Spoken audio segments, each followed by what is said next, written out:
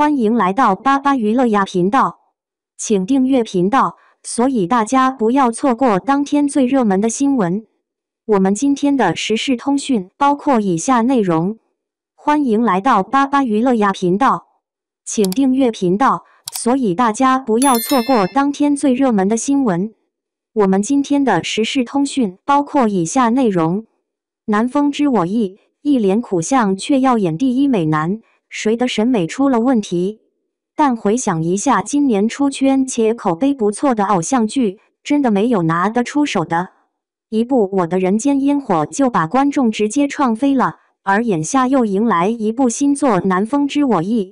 该剧积压将近3年，本来就让人等得心里着急，而且男主程毅还因为武侠剧《莲花楼》再次爆火，更吊足了观众的胃口。或许正是看中这个热度，某库把这部积压剧终于抬上来了。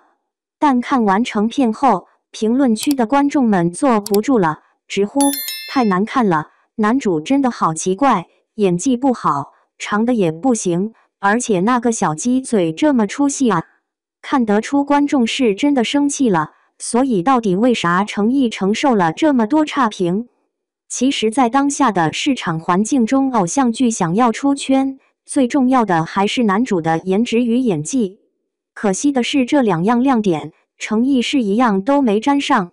剧中他饰演的傅云深坐着轮椅出场，应该是那种很让人心疼的场面。可看到他那凹凸不平的皮肤、粉底液卡粉的妆容，还有相当崎岖的脸型，完了，这还有什么氛围感可言？哪怕镜头给到回忆里意气风发的傅云深，还是难看的不行。而且程毅明明头身比就有问题，剧中还穿着贴身白衬衫，显得脑袋大了整整1圈，跟开了特效一样。气质就更不用说了，乍一看就像是脚踩豆豆鞋的街溜子。要知道原著里的傅云深有3高，智商高，个子高，颜值高。后期腿伤后成为了弱肉不能自理的病美人，堪称全剧第一美男。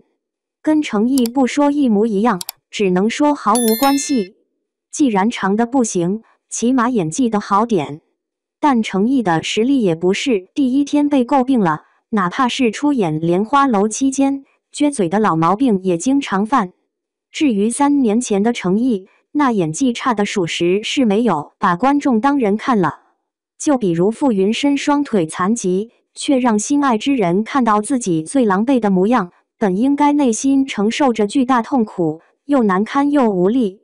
然而程毅就木着脸念台词，一说话嘴巴还张不开，让人都听不清他说什么。紧接着到了捶腿感人的桥段，他就好像被鬼上身了一样，腿不好使，胳膊怎么也这么僵硬。好好的一场戏，愣是让他演成了笑话。还有在女主面前，也不知道为啥他就必须要端着架子，装出一副全世界自己最牛的状态。而且这吹口哨式表演太迷惑了吧，不知道的还以为他要用嘴唇子把女主戳死，要么就是直勾勾的在一边摆 pose， 露出一张比砖头还要方正的脸。尤其站在张雨绮旁边，对比他那张小巧精致的瓜子脸，那可是真是没有对比就没有伤害，这颜值差距叫观众怎么刻得下去？不仅如此，哪怕是在男2号傅辛博面前，程毅的表现也被甩了800条街。2个人同框，一个是气质浑然天成的霸总，一个则是戴着眼镜装叉的混子，一时间我都蒙圈了。好久没看到男1号比男2号拉垮这么多的选角，只能说没有颜值与演技，还是轻易别挑战这个有难度的角色。程毅口碑翻车就是最好的反例。娱乐圈里有一种风气让观众感到无奈，那就是明明长得一般，还非要去演绝世美男，这种演员就是存心来给人添堵的。在军90里，他饰演的世子朱赞可是天下第一美男，结果看到金瀚这张老脸，观众的心都碎了一地。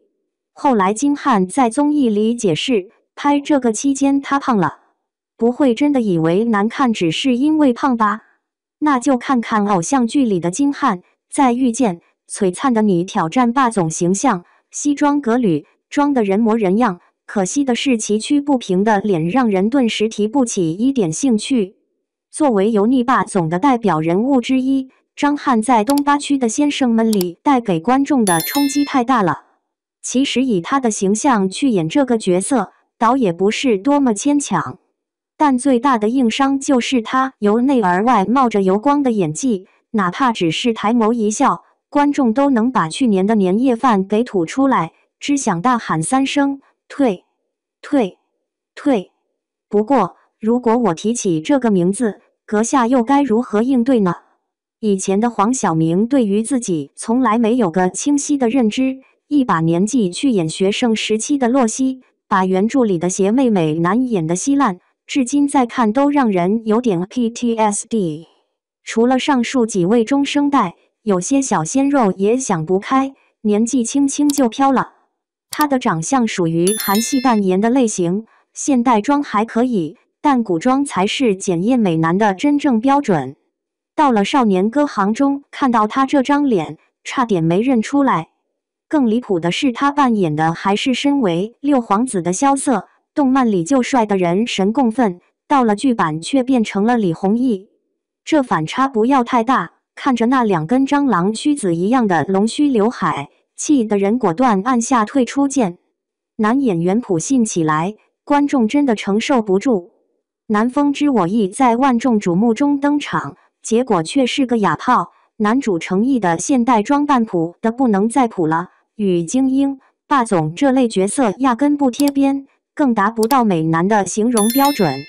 而且演技太尴尬，动不动就表情怪异，念台词看起来像吹口哨，也难怪观众看完后大失所望，甚至还不如男2号付辛博演得出彩。再加上剧情本身就过于俗套，什么车祸、复杂、家族恩怨，差点以为是10年前的狗血言情剧呢。虽然当下市场没有什么爆款偶像剧，但是其他题材里的感情线也算好嗑。对比热播剧《云之羽》西出玉门，这部《南风知我意》难有一较高下之力。如果后续没有太多看点，恐怕又是一部热度与口碑双扑街的烂剧了。那么你觉得程毅的演技怎么样？